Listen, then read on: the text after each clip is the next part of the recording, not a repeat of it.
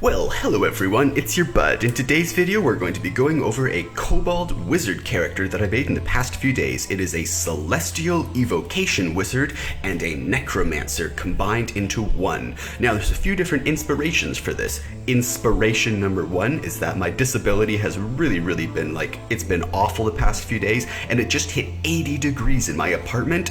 So when I'm that bad and things are that warm, I often take out the player's handbook and just make a character for a fun mental exercise, really. And the other inspiration is some of the Critical Role characters. So if you watch Critical Role, you know that they just recently started up with their live streams again. They finally found a way over the global health problems that are happening right now, and they found a way to start streaming their show again. So I started rewatching some clips and I saw Caleb's Wizard. Caleb's Wizard is so destructive, so much damage, it's crazy. So I made this a damaging evocation wizard. However, I mixed it a bit with Necromancy, and also I mixed it a bit with Nott's character. So Nott's character from Critical Role, I really enjoy for her backstory. It's not complicated, it's not like she's the destined hero the world needs. She's just a person trying to get back to her family. So it's a simple backstory with not like too many destinies or things like that or fate put into it. It's just a backstory where the character can be themselves mixed with Caleb's super destructive character. So I'm not exactly sure where I should start, and if you hear the air conditioner in the background, that's because, yeah, like I mentioned, it's like 80 degrees, and that's not even a joke. It did hit 80 degrees the past few days in my apartment. I'm on the top floor. So should we start with the spells, or let's start with the class first, then maybe the backstory, then maybe the spells, and I have what the spells do on the back here. So it's an evocation mixed with a necromancer wizard. So for those who don't know, I have 6 levels of necromancy and 14 of evocation. Now, evocation means evoking something, and the things that you evoke are things like, let's see, if anything has an E on here, that's evocation. Firebolt, Thunderwave, Burning Hands, Fireball, Dawn, Chain Lightning, Crown of Stars, Meteor Swarm. It's similar to conjuration. However, conjuration is more of a thing and evocation seems to be more of a substance, if that makes sense. Like you evoke dawn. You don't conjure dawn, you evoke dawn. You evoke fireball. So yeah, that's evocation.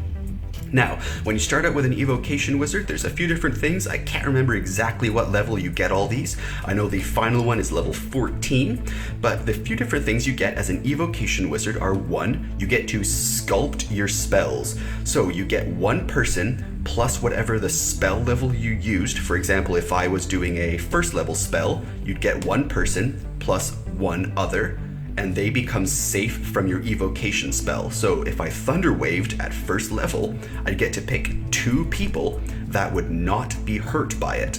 Or if I fire ball at 3rd level, I get 3 plus 1 person, so that's 4 people that I can just make the spell not hit. So I could fireball point blank right into the crowd of all of my best friends and not hurt them.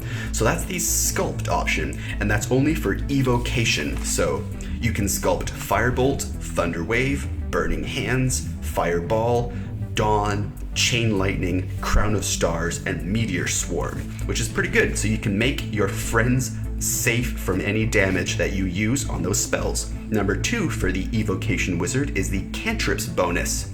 I think you get this at like level 2 or 3, and this makes it so that even if an enemy rolls a save on the cantrip and they're safe, they still take half the damage. Now, they don't take the other effects. For example, I think Thunderwave pushes you back. So cantrips. So cantrips still do half damage. So for example, one of these, if the cantrip had an effect but also did damage and the person saved, the effect would not happen, but the damage would. So if one of these things pushed someone back and did damage, if they saved, they wouldn't get pushed back, but they'd still get half the damage. So yeah, so that's this cantrip bonus for an evocation wizard. Even if they save, even if they don't get the effect of the cantrip, they still get half of the damage. Then you get your intelligence bonus added to your evocation spells as bonus damage. So you add your intelligence as an extra damage number to your dice. So whatever your intelligence number is, you add it to your damage. And then the final one at level 14 is to Overcharge. Now, Overcharging only works for cantrips up to level 5. So from level 5 to lower, you can automatically make it max damage. And you get this once for free per long rest. From level 1 to 5, you can automatically max damage. And then every time you do that after your once per long rest, you get D12 necrotic for each spell level. So if I overcharged to 5th level, I'd get one of those for free. But then if I overcharged to 2nd 5th level, I'd get 5 D12 necrotic damage. Now, if I overcharged a 3rd time, you get 1 D12 for each subsequent use. So if I did a 3rd 5 level, you'd get 6 D12 necrotic damage. So you can just do so much damage and overcharge. It's a really cool thing. Now onto the Necromancer. We'll cover more of the evocation when it comes to actually using the spells later, but let's discuss the Necromancer.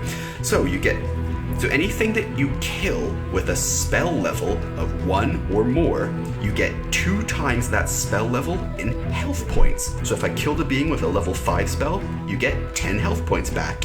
If you kill with a level 7, you get 14. If you kill something with a 1, you get 2.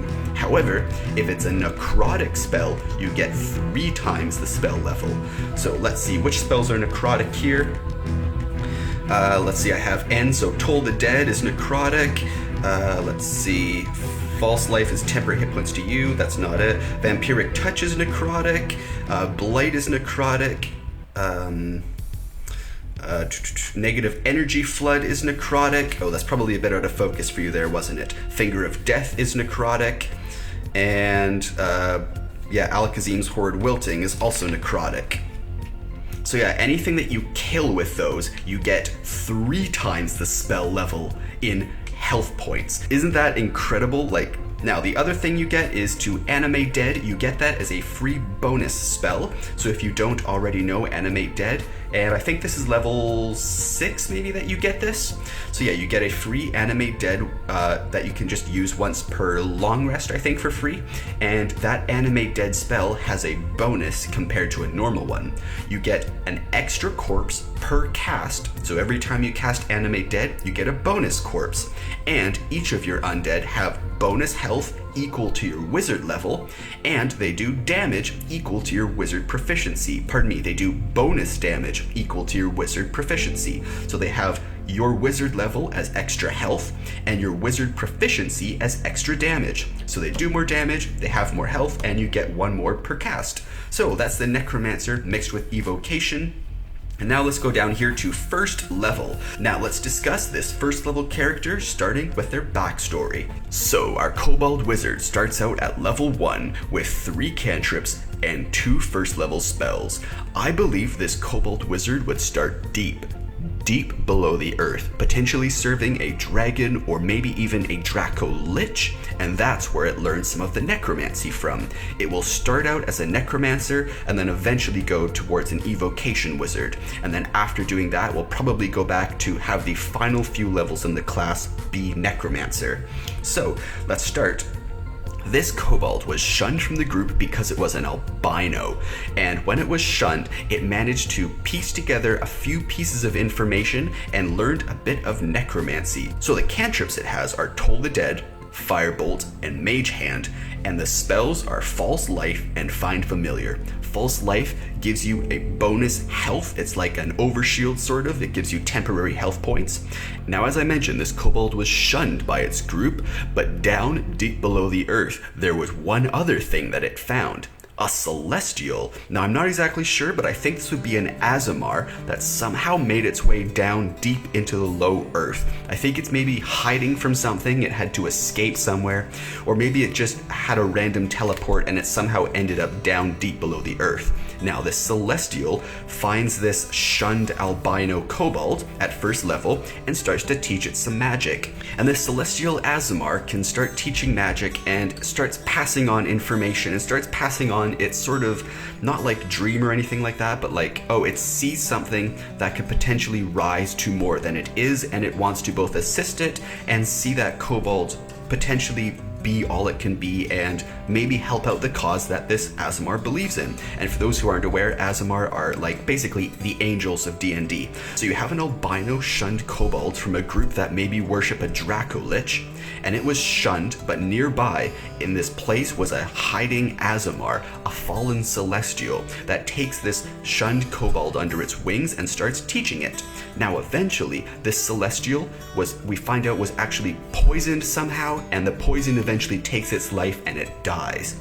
Now our first level kobold uses Find Familiar to find a celestial version of a familiar. For those that don't know, when you use Find Familiar, you can find a celestial, a fae, or a fiend version of a certain animal, I believe. So this Find Familiar would be a snake. Now there's many different forms, spider, cat, there's so many different ones, but I chose snake. So our first level albino kobold that was shunned from the group and taught by this fallen, eventually poisoned celestial, when the celestial dies, it taught enough magic to the kobold that the kobold learned Find Familiar. And when it cast Find Familiar, it found a white, sort of almost glowing snake, and this was a poison snake. So remember, they're deep, deep in the earth where no light touches. So an albino pure white snake that had never seen sun kind of makes sense. And this thing is a celestial snake, and the kobold believes that the soul of its teacher, that fallen celestial, is in its familiar. So whether it is or not is up to you guys, or potentially up to whatever the DM or whatever, but I think that'd be really interesting if this sort of albino shunned kobold is kind of not necessarily stupid, but somehow it misinterprets. So when it found a familiar and the familiar had celestial light coming from it, it assumed that it was the soul of the recently dead celestial that taught it. So you have a shunned albino kobold that learned a bit of necromancy and then was eventually taught an evocation wizard's path by this fallen celestial. And when I say fallen, I don't mean like they were kicked out. Potentially, I think that they actually were like poisoned and attacked, and they had...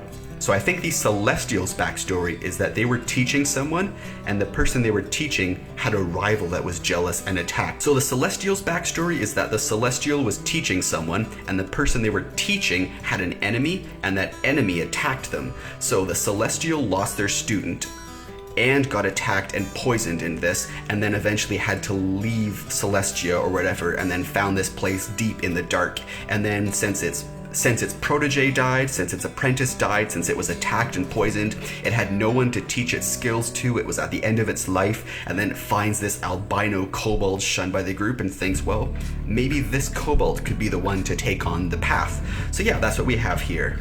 Now, it doesn't take very long for our characters who learn Alter Self, which is one of the main spells we're going to be discussing here, but Alter Self is sort of the next thing in the backstory. So once our kobold has the celestial teacher die, and then it finds familiar and believes that the soul of the teacher is in the familiar, it starts going about and starts trying to live its life, sort of like Gollum in the caves, how it has to hide from all the other things and all of this and all of that, but it eventually learns Alter Self.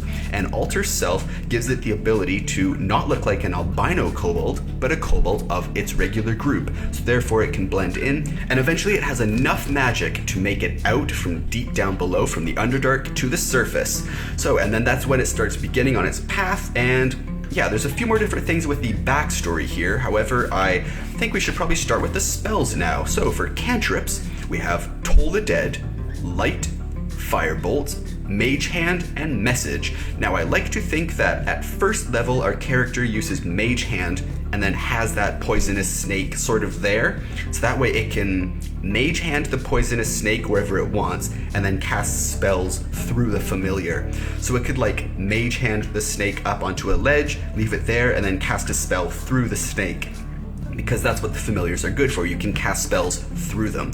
So for example, Vampiric Touch down here, you have to touch someone and then you can drain their life. Well, if you Mage Hand the snake over to someone, make the snake touch them, then you can Vampiric Touch through that. So yeah, I thought that was kind of interesting. So first level, Thunderwave, Burning Hands, False Life, and Find Familiar. Second level, Blindness, Deafness, Dragon's Breath, and Alter Self. Now, for those who don't know, Alter Self is really, really cool. It seems like you can like make claws appear and disappear. It doesn't take any actions. You can change your form, but you still have the same stats as before. So you like, I think you can make yourself breathe water. You can make yourself do, it's really interesting. I don't know all of the details, but it's pretty cool. For level 3, we have Vampiric Touch, Tongues, and Fireball. So I thought Tongues was a really, really good one because our Kobold is mostly focused on damage. It needs to get through life, but in order to do that, there's going to be a lot of situations, I think, where Tongues will be the main thing that gets our Kobold through everything. Since it's a Kobold and it's kind of, I don't want to say dumb, I just want to say it hasn't experienced enough. So since its lack of experience would potentially make it biased or have certain, I don't know, it would see things in its own way before it would allow itself to question itself. So Tongues, I think, is a great thing for something that is so, I don't know, it's so unaware of so much in reality. So Tongues is a perfect way for this unaware Kobold to interact with tons of things. Then Fireball, of course, inspired by Caleb's Fireball. Well, not Caleb's, but every wizard's, but Caleb Widowgast is like such a destructive wizard that I thought, okay, let's make a destructive evocation wizard. Then we have Blight, Sickening Radiance, and Dimension Door. Sickening Radiance may sound like it's a necrotic one, but it's actually a celestial one. The radiance is so radiant that it makes you sick. So Negative Energy Flood, that's Necromancy. Dawn, Wall of Force, that's pretty cool. I like Wall of Force as well. 6, Chain Lightning and Sunbeam. 7, Crown of Stars, which I think is my favorite spell out of this entire thing. It's actually the reason I made this Kobold Celestial Necromancer wizard, because Crown of Stars is just such a cool spell. Then Finger of Death, another Necromancy one. Alkazim's Horde Wilting, and Meteor Swarm. Now, before we get into the uses of the spell with the character backstory, let's talk about feats. So, our character is going to start out with the Dragon Wings feat, and Dragon Wings is only for Dragonborn. However, I've never thought that made sense. I've always thought that if you have a Draconic feat, it should be used with any Draconic race. So in this case, the Kobold has Dragon Wings. Now, you could have a Kobold that is just winged in general, but if you had that, it couldn't fly with heavy armor. Or you could use Alter Self to make wings, but that's a spell slot. So you can either not fly with heavy armor because you always have wings, or you need a spell slot to have wings. However, the Dragon Wings feat, remember how I said Alter Self, you can make claws appear and disappear and it doesn't take any actions? Well, Dragon Wings says nothing about actions as far as I believe. You just make wings appear, and then you can have a 20-foot fly speed. So you don't need to cast a spell like Alter Self to gain wings, and you can decide whether you want wings or not, so you can have heavy armor or no heavy armor. Spell Sniper, you get 2 times the range. I thought that was just pretty great with all of this damage, and also instead of 2 times the range, things that are in cover. So if there was cover here and something was in half cover, you still hit it. Even in 3/4 cover, you still get a pretty good chance to hit it. War Master, you can use your reaction instead of attacking. You can use a spell as your reaction. And then for the Elemental Adept, this is my homebrew part of this. I have 2 versions of Elemental Adept because there are 5 different feats that you can get possible as a level 20. So by level 20, the 2 things that it's adapt with is not the normal elemental things. However, I chose Radiant damage and Necrotic damage. So this is just a homebrew, but I thought it would make sense that why can't you be an Elemental Adept of Necrotic or an Elemental Adept of Radiant damage? It doesn't really make sense that you could only do that of fire or whatever. I mean, in the elements of D&D, is Radiant and Necrotic not an element? So yeah, that's my homebrew thing here. So we have all of these spells and all of this. So we started in a cave as sort of a necromancer thing that eventually sort of idolizes this fallen, poisoned celestial that lost their apprentice and finds a new apprentice in this albino kobold, and then begins teaching them. And when the celestial dies, the kobold summons Find Familiar. It's a white, sort of glowing snake, and it believes the soul of the celestial lives within it.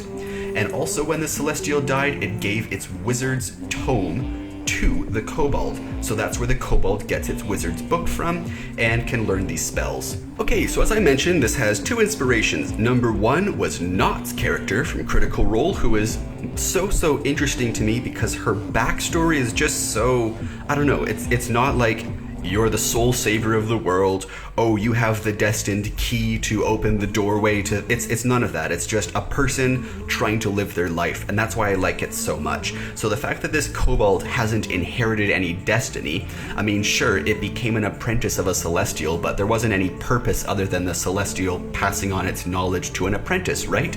That's just, you want to do things with your life. You want to pass on your knowledge.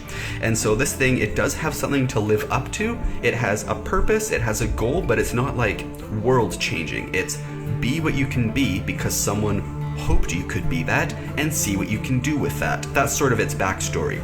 And yeah, I kind of like that, but mixed with Caleb's just absolute destruction. So whenever I make Dungeons and Dragons characters, I usually try to make them to be survivable or to use like things in a weird way as a tool, to use spells as tools. However, these are just damage and destruction. So to go over this again, I think we're going to start out Necromancer, then learn Evocation all the way up to 14, and then the final few levels will be finishing up with Necromancy. Now let's go over the spells. So for Toll the Dead, you have 1d12 necrotic damage, and remember, everything from level 5 and below, so everything from Wall of Force down, you can overcharge. So 1d12 necrotic could be an automatic, all the way up to, let's see, 30 foot by 40 foot equals 4d10 radiant. So you can just get 40 damage automatically by overcharging. So yeah, let's just go through. Toll the Dead, 1d12 necrotic, that works pretty well. Light, Fire Bolt, fire, and just fire damage here.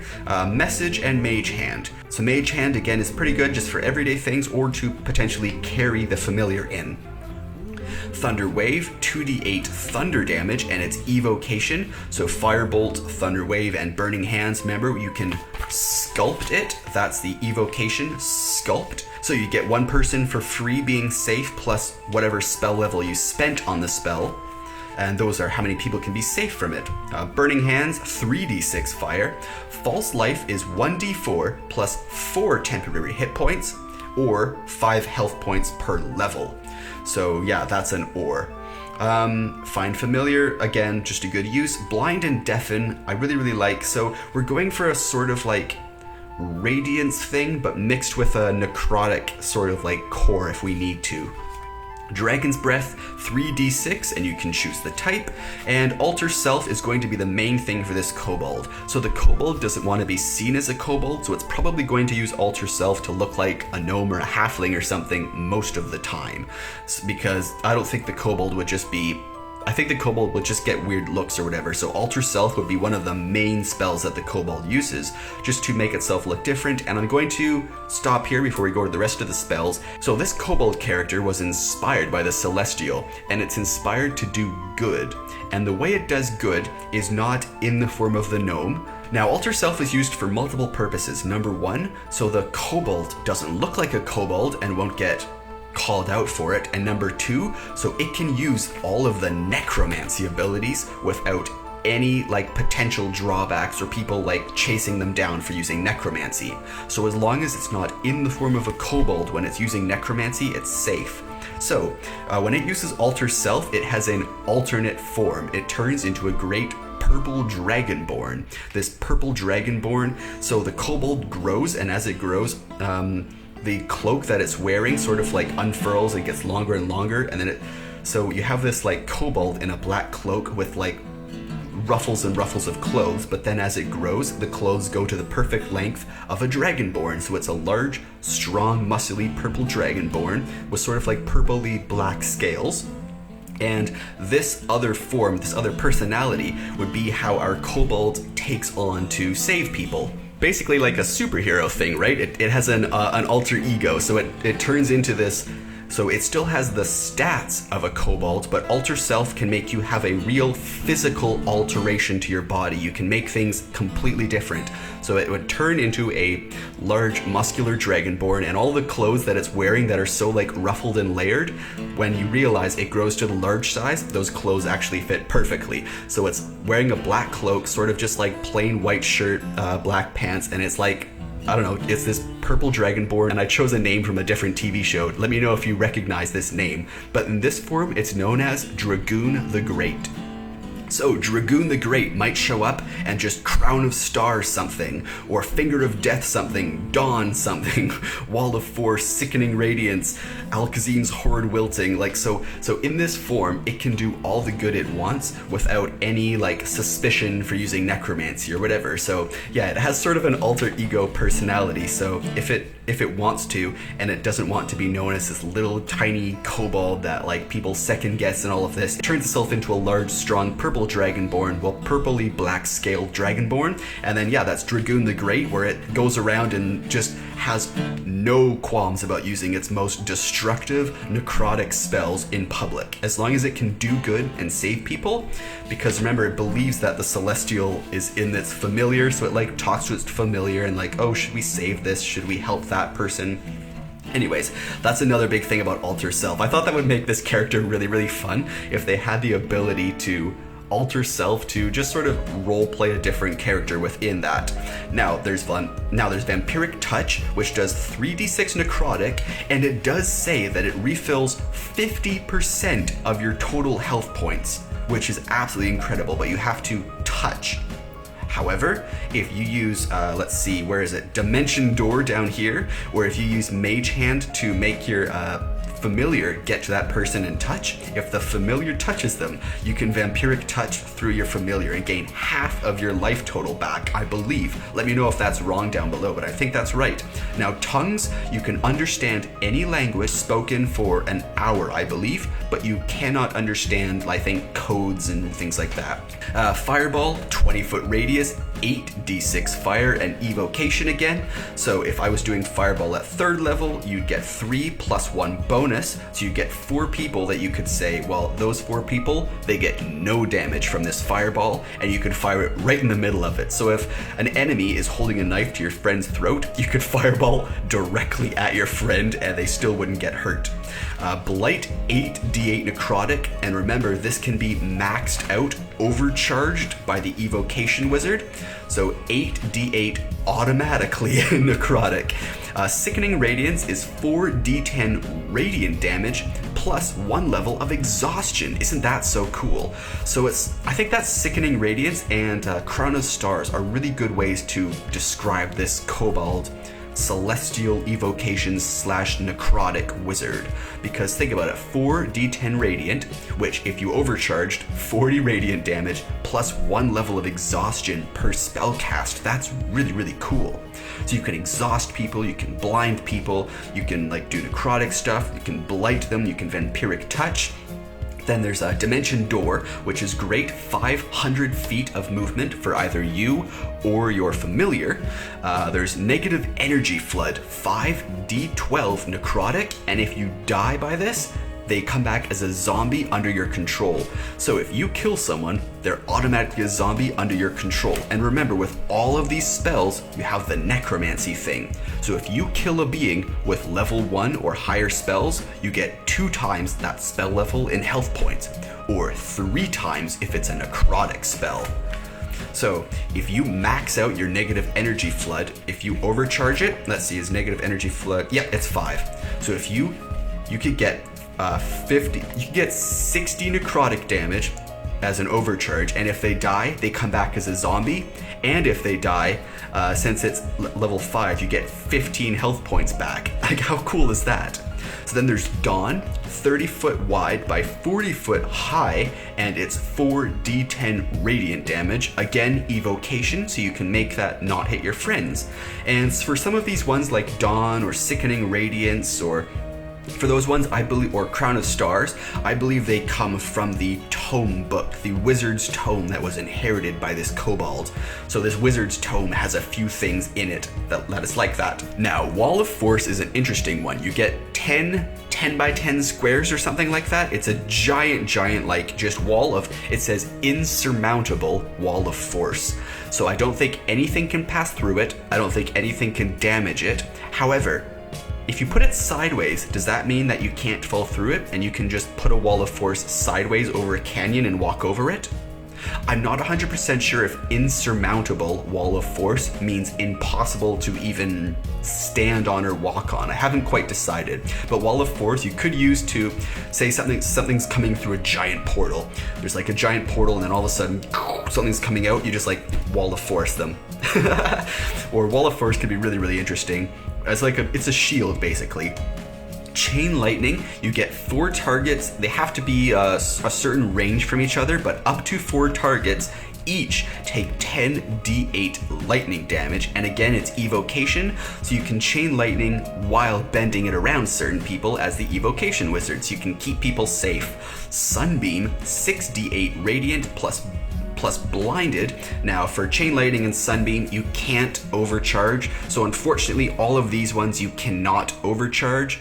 Although in my homebrew version, yes, you can overcharge everything. So yes, in the homebrew version, I would allow overcharging of all of this, but in the actual game, they say no for overcharging, because otherwise that would be 80 lightning damage for Chain Lightning if you overcharged it. Or, yeah, Sunbeam, 68 radiant, plus you blind the person. So there's blindness, deafness, there's sickening radiance, which gives you exhaustion, or there's Sunbeam, which gives you radiant and blinded. I like it all. Now, my favorite spell, the one that made me make this entire character, was Crown of Stars. I learned about it and I thought, well, that sounds really cool. You get 7 times and it's 4d12 radiant. That just doesn't make sense to me. 4d12 radiance. Now, I think if you cast this at level 1, you only get 4 times d12 radiant. But since this is level 7, you get 7 4d10 radiant damage. So the reason I say that is because I believe everything from the cantrips all the way up to Crown of Stars has damage that increases per level.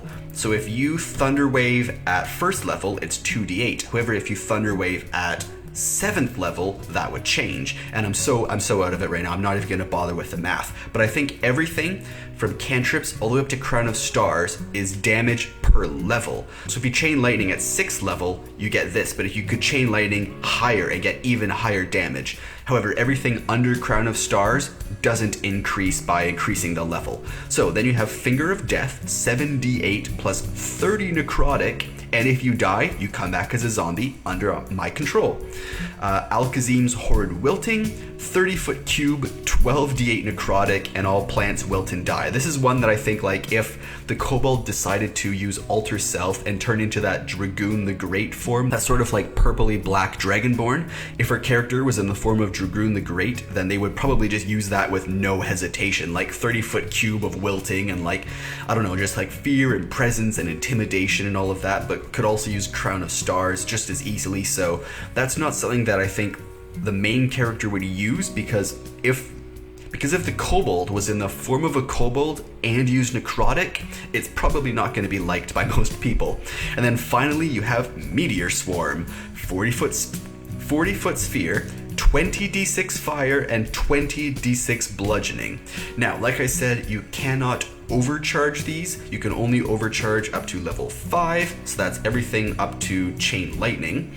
But in my homebrew version, I'd allow you to overcharge this. So you get max 20d6 fire, 20d6 bludgeoning, and again, this one is Evocation. So let's see, Dawn, Chain Lightning, Crown of Stars, and Meteor Swarm are all Evocation. So you can just make them, you can sculpt them so they don't hurt your friends. So now we've gone through the entire character, you've sort of got a bit of an understanding of what we are. We probably start out as a Necromancer, then we're taught a little bit of Evocation by that Celestial Aasimar that eventually dies from poisoning or whatever, and then we get a tome from that Celestial Aasimar, the tome that it was going to give to its apprentice, but the apprentice was killed by some rival.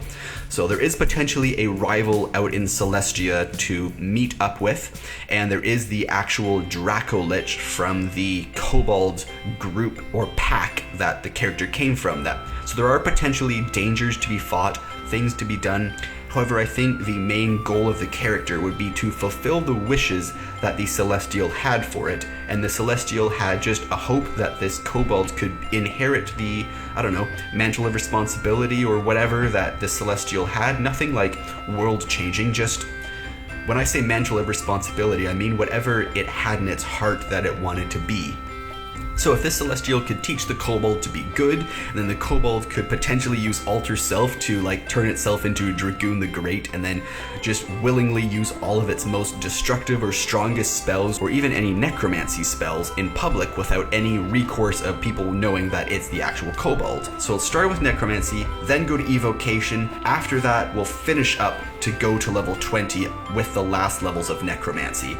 I don't think it needs any Animate Dead at the start of this.